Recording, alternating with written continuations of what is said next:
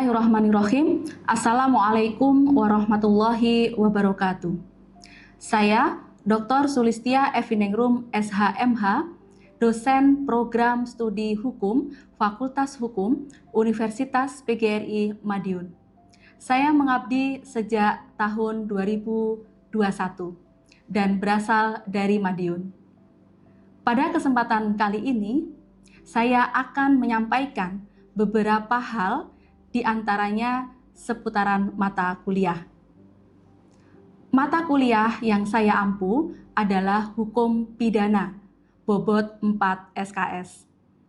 Adapun capaian pembelajaran hukum pidana, mahasiswa mampu menguasai konsep, karakteristik, struktur, sumber, sistem, dan sejarah hukum, serta azas, norma, dan prosedur penyelesaian masalah hukum melalui penerapan metode berpikir yuridis berdasarkan pengetahuan teoritis dan hukum positif secara logis, kritis, sistematis, dan inovatif guna merumuskan gagasan yang argumentatif di sidang hukum sesuai standar etika akademis, mengambil keputusan secara tepat, mandiri, berintegritas, dan bertanggung jawab, serta bekerja sama dengan teman sejawat demi memberikan kebermanfaatan yang nyata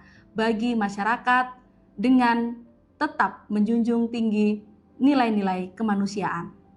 Adapun beberapa CPMK dari mata kuliah hukum pidana, mahasiswa mampu menjelaskan pengertian, sejarah, jenis-jenis, objek, fungsi, dan tujuan hukum pidana, sumber hukum pidana Indonesia, kedudukan pidana khusus di dalam KUHP nasional dan di luar KUHP nasional, penafsiran hukum pidana, serta hubungan hukum pidana dengan ilmu bantu lainnya.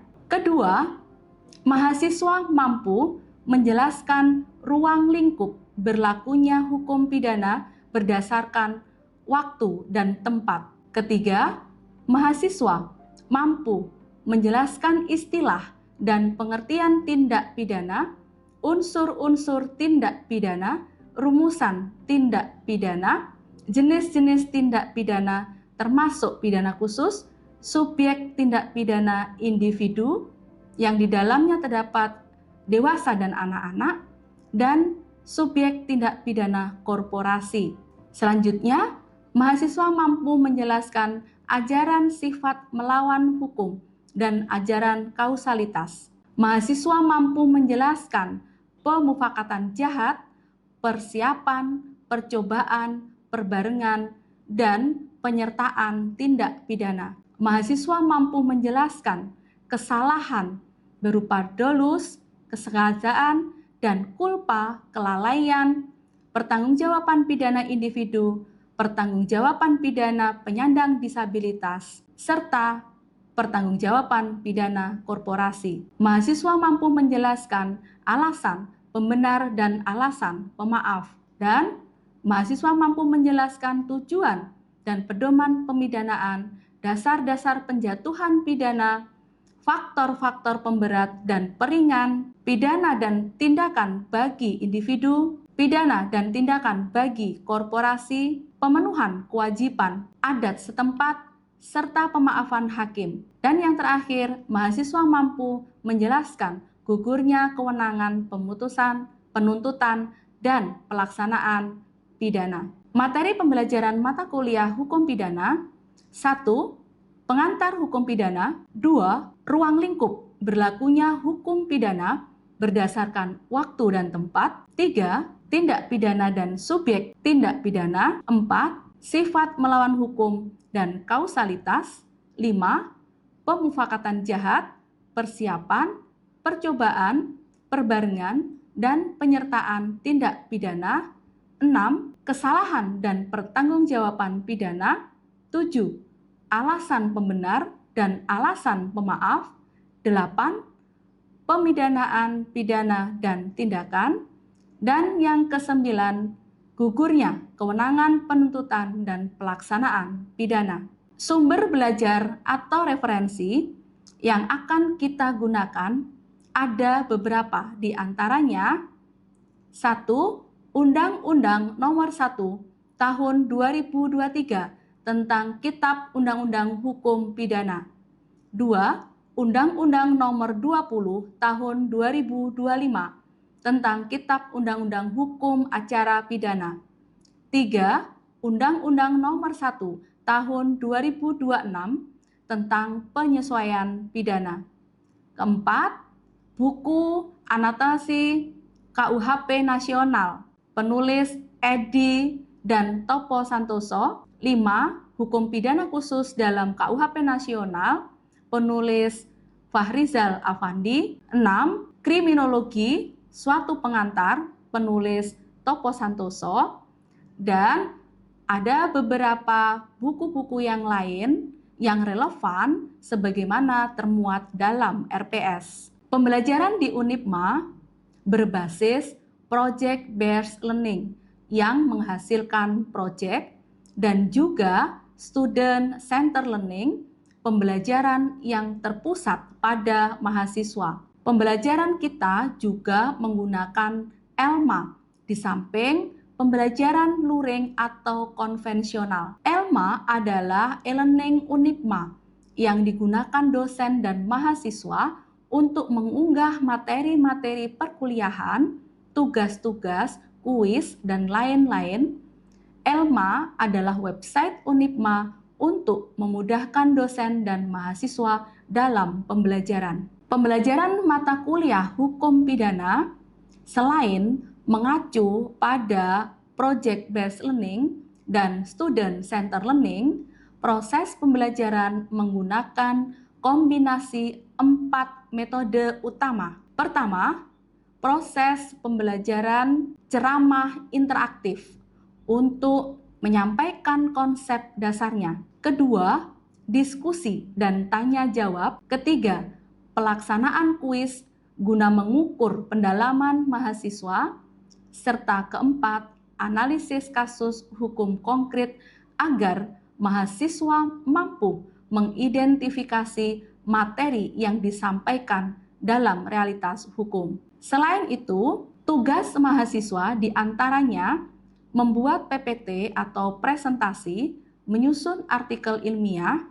Tugas lain sesuai project-based learning, membuat video, menyajikan hasil analisis kasus. Bobot penilaian sebagaimana ketentuan di Unipma, 30% UTS, 40% UAS, dan 30% tugas yang meliputi karakter, keaktifan, presensi atau kehadiran, dan PBL atau PJBL. Selanjutnya, perkenankan saya menyampaikan berikut teaching pembelajaran hukum pidana dengan materi alasan pembenar dan alasan pemaaf dengan peserta mahasiswa Prodi Hukum, Fakultas Hukum, semester 2. Selamat menyaksikan video pembelajaran ini. Bismillahirrahmanirrahim. Assalamualaikum warahmatullahi wabarakatuh. Sudah siap menerima pelajaran pada kesempatan hari ini, teman-teman semua? Alhamdulillah. Dan apa kabarnya? Baik. Oke. Alhamdulillah sehat. Ya. Baik, teman-teman semua. Sebelum kita mulai pelajaran pada kesempatan pagi hari ini, kita berdoa terlebih dahulu ya, supaya diberikan kelancaran dan kesehatan semuanya. Oke, siapa yang mau memimpin doanya? Iya, silakan. Doa kita mulai, doa selesai. Baik, semoga dengan doa tadi kita akan diberikan kesehatan dan kelancaran dalam menuntut ilmu. Ya, amin. Teman semua, ini ada yang tidak masuk, siapa? Iya, kemana? Baik, terima kasih ya, berarti yang lain hadir semua. Baik, teman-teman semua, sebelum masuk ke pertemuan 12, kemarin tulis sempat sudah menyampaikan materi terkait tentang pertemuan ke-11, masih ingat nggak? Masih tentang apa?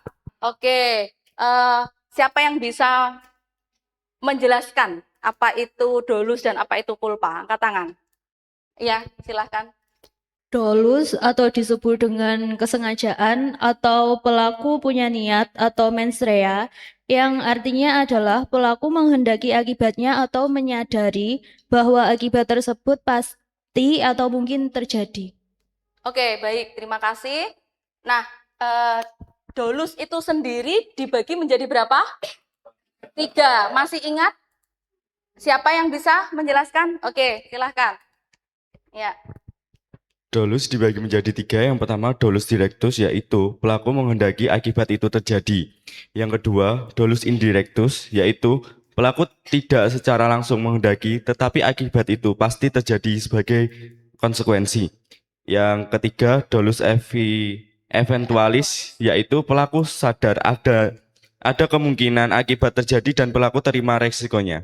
Oke, baik, terima kasih.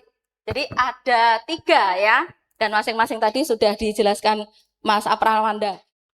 Kulpa atau bisa kita sebut dengan kealpaan atau kelalaian adalah sebuah perilaku di mana pelaku tidak menghendaki akibatnya, tetapi terjadi karena kurang berhati-hati atau ceroboh atau tidak mengindahkan suatu peraturan.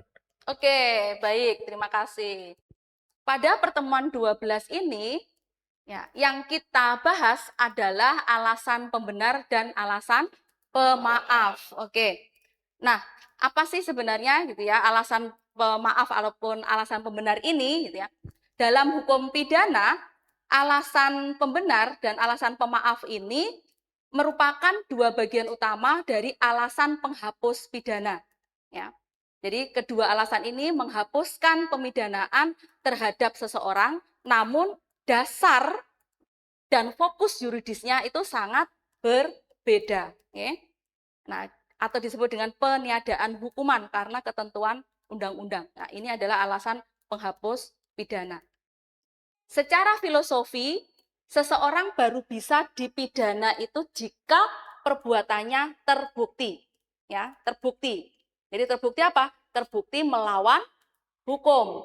Baik itu secara formal ataupun secara material, ya.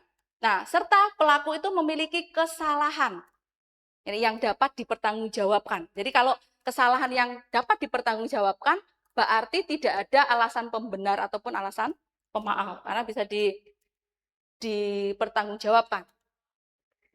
Nah, apa sih sebenarnya alasan penghapus pidana? Jadi ada keadaan khusus yang membuat pelaku tidak dijatuhi hukuman. Jadi pelakunya itu tidak dijatuhi hukuman. Ya. Meskipun apa? Meskipun seluruh dari unsur deliknya itu terpenuhi. Ya. Nah, ini adalah alasan penghapus pidana. Di dalam hukum pidana, seseorang yang didakwa melakukan suatu tindak pidana itu ada 2 hal yang harus dipenuhi. Yang pertama adalah perbuatannya bersifat melawan hukum. Ya, tadi baik itu material atau ini ya, formal ya. Jadi perbuatan yang didakwakan tersebut harus terbukti memenuhi unsur-unsur ya, tindak pidana yang didakwakan kepadanya. Nah, kemudian bertentangan dengan tata nilai atau norma-norma yang ada di dalam masyarakat. Itu secara material. Kita lanjutkan kepada pengertian dari penghapus pidana. Nah, di sini ada keadaan-keadaan khusus ya yang ditetapkan oleh hukum di mana seseorang yang telah melakukan perbuatan yang memenuhi rumusan delik atau pidana tidak dijatuhi sanksi pidana. Oke. Kemudian ini adalah alasan hukum pidana dibedakan menjadi 2, yaitu alasan penghapus pidana umum dan alasan penghapus pidana khusus. Ya. Nah, sekarang kita lanjut ke alasan penghapus pidana umum. Di sini alasan penghapus pidana yang ketentuannya itu diatur di dalam buku ke-1. Jadi diatur di dalam ketentuan umum, dalam KUHP. Karena terletak di buku ke-1, azas ini berlaku secara umum. Maka namanya pidana umum. Seluruh tindak pidananya itu secara umum. Baik yang diatur dalam buku kedua di dalam KUHP maupun undang-undang yang di luar KUHP. Ya, sepanjang tidak ditentukan lain oleh undang-undang. Pemaaf umum. Ya, yang pertama alasan pembenar umum dan alasan pemaaf umum. Ini ada di pasal 31 terkait dengan melaksanakan undang-undang, pasal 32 terkait tentang perintah jabatan, kemudian pasal 33 ini not where, kemudian pasal 34 itu not where excess, ya. Kemudian pasal 35 izin korban atau tindakan medis, ya. Kemudian untuk alasan pemaaf umum ada di pasal 38, ini terkait tentang disabilitas mental atau intelektual. Kemudian pasal 40 anak di bawah umur, pasal 41 juga sama. Kemudian pasal 42 terkait dengan daya paksa, pasal 43 pembelaan terpaksa yang melampaui batas, dan pasal 44 terkait tentang perintah jabatan tanpa wewenang dengan intikat baik, ya. Oke, nanti kita akan bahas satu persatu, ya. Nah, yang kedua adalah alasan penghapus pidana khusus. Ya. Di sini alasan penghapus pidana yang hanya berlaku khusus untuk tindak pidana tertentu. Kalau tadi secara umum, ini adalah khusus. Ya. Nah, ketentuannya tidak diatur dalam buku ke-1 atau di ketentuan umum, melainkan terikat langsung pada rumusan pasal-pasal tindak pidana tertentu di dalam buku kedua. Ya, dan undang-undang pidana khusus yang di luar KUHP. Nah, ini teman-teman, ini adalah pasal penghapus pidana khusus. Ya. Saya minta tolong teman-teman membuka KUHP-nya. Ya. Kita cek bareng-bareng isi, ya, supaya kita tahu apa isi alasan dari pidana khusus ini, gitu ya. Nah, 3. Siapa yang bisa membacakan pasalnya? Oke, silakan Mas, minta tolong. Ya. Pasal 282 ayat 3. Oke. Pasal 282 ayat 3, ketentuan sebagaimana dimaksud pada ayat 1 tidak berlaku jika perbuatan tersebut dilakukan dengan maksud untuk menghindarkan dari penuntutan terhadap keluarga, saudara, atau semenda dalam garis lurus derajat kedua atau dalam garis menyamping derajat ketiga terhadap istri atau suami atau terhadap mantan istri atau suaminya. Oke, terima kasih. Baik, jadi di dalam pasal 282 ayat 3 ini tidak dipidana kalau dia ada kedekatan keluarga, ya. Ya. Kedekatan keluarga. Jadi sedarah gitu ya. Ya. Sedarah. Oke. Baik, kita lanjutkan kepada, ya, ini masuknya kedekatan saudara, ini masuknya ini ya, alasan pemaaf ini ya. Jadi ketentuan pidana obstruction of justice tidak berlaku kepada yang ikatan saudara. Oke, bagus. Kita lanjutkan ke pencurian di dalam hubungan suami istri tanpa pisah harta atau ranjang. Pasal 481 ayat 1. Siapa yang bisa membacakan? Oke, silahkan Mbak Fitri. Minta tolong, Mbak.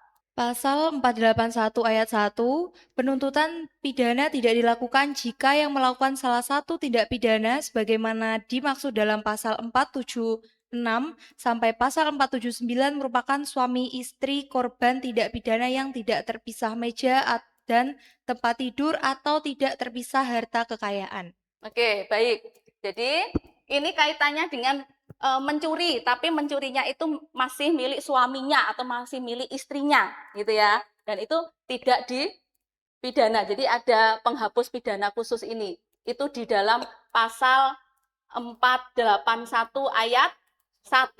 Nih, alasan penghapus penuntutan. Jadi sama sekali tidak dapat dituntut pidana jika statusnya masih suami istri.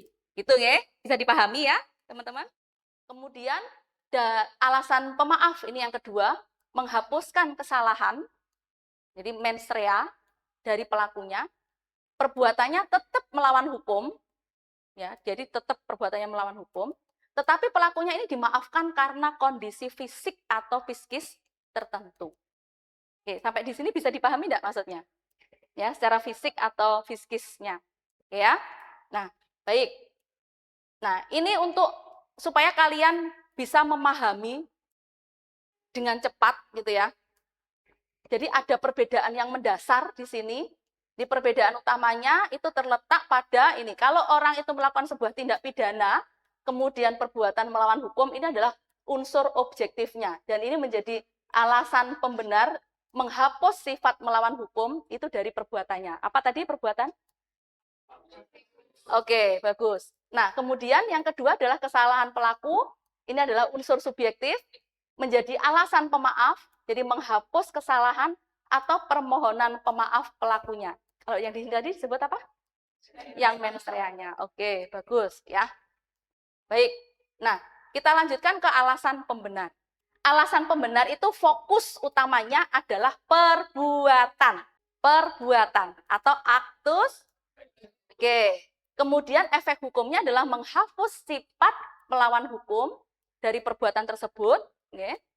Akibatnya perbuatan yang semula itu dilarang, ya, terlarang dan diancam menjadi apa? Yang diancam pidana menjadi apa?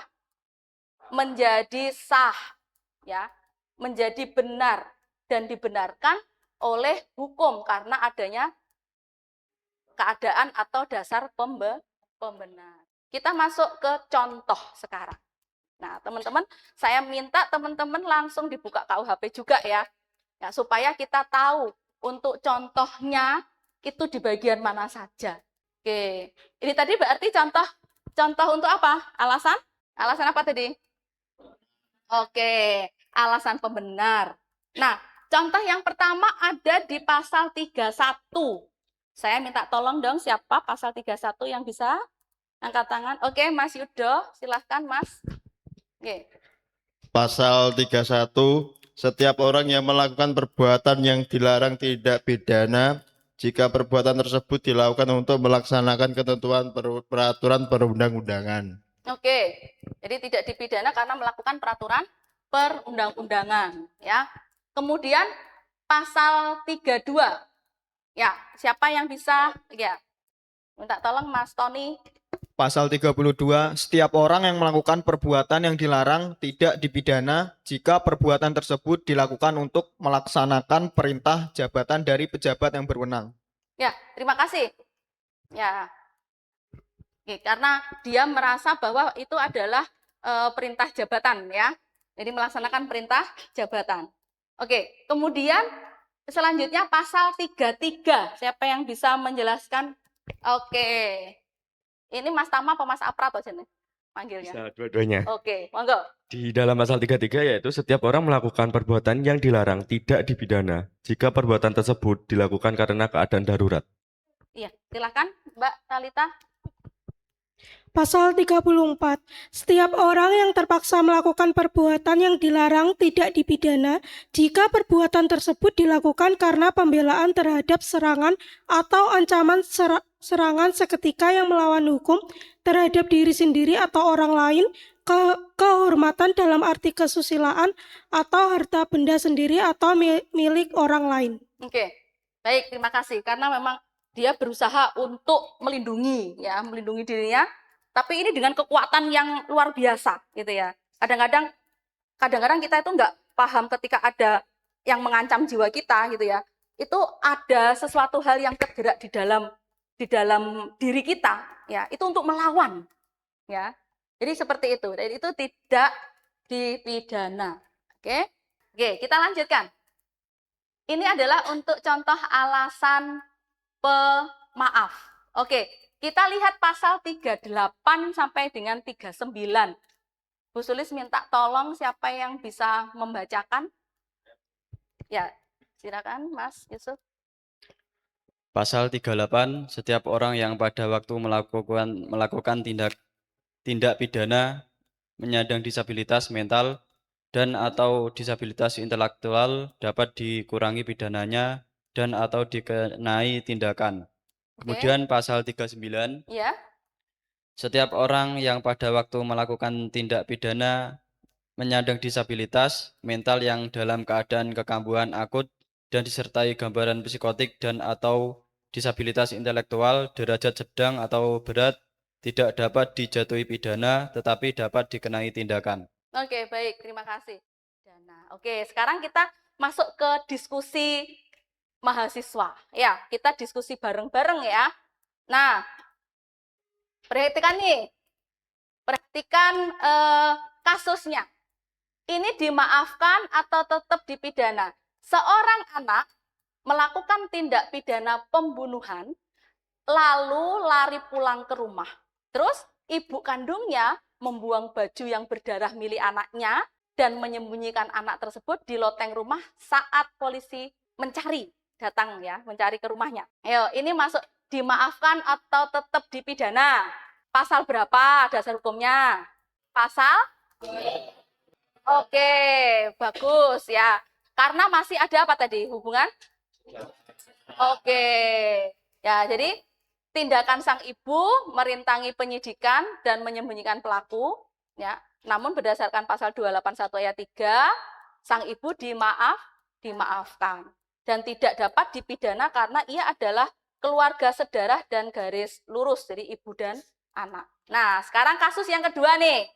Kasus yang kedua, dimaafkan atau tetap dipidana. Jadi seorang bos mafia menyembunyikan anak buahnya, jadi anak buahnya atau teman atau bukan keluarganya dia, ya, dari kejaran polisi dan menghancurkan rekaman CCTV. Ya, jadi di tempat kejadian perkara itu dihancurkan CCTV-nya. Ayo, dimaafkan atau tetap dipidana? Oke, bagus. Sekarang dasar hukumnya mana? Pasal 283. Oke. Jadi analisisnya ya, bos tersebut itu tetap dipidana. Oke. Dan dikatakan sebagai apa? Merintangi peradilan atau disebut dengan iya. Ya, jadi karena apa? Tidak ada hubungan keluarga dekat ya. Jadi ini kalau hubungan keluarga dekat kan disyaratkan oleh undang-undang ya, sedangkan ini tidak. Oke, teman-teman semua, alhamdulillah ya. Ini sudah selesai materi kita pada kesempatan hari ini dan teman-teman ada tugas analisis kasus ya nanti ya, tugas analisis kasus nanti untuk posisi kasusnya saya kasihkan di Elma ya. Oke, ya ada deadline-nya misalkan, iya kita buat 2 minggu setelah ini ya. Oke, baik. Jadi sebelum UAS nanti harus dikumpulkan. Oke, baik. Oke, ya terima kasih teman-teman semuanya. Ya pada kesempatan hari ini kita sudah melakukan pembelajaran materi ke-12, pertemuan ke-12 dengan topik apa tadi? Alasan. Oke, baik. Terima kasih banyak atas waktunya. Saya tutup. Alhamdulillahirabbil alamin. Sekian. Assalamualaikum warahmatullahi wabarakatuh. Baik, Bapak Ibu, demikian tadi micro teaching dari saya. Harapannya video ini bisa menjadi pembelajaran bagi saya dan pemirsa. Insya Allah kita semuanya diberikan kesuksesan dan selalu dalam lindungan Allah Subhanahu wa Ta'ala. Sekian, terima kasih. Mohon maaf apabila ada kesalahan. Wassalamualaikum warahmatullahi wabarakatuh.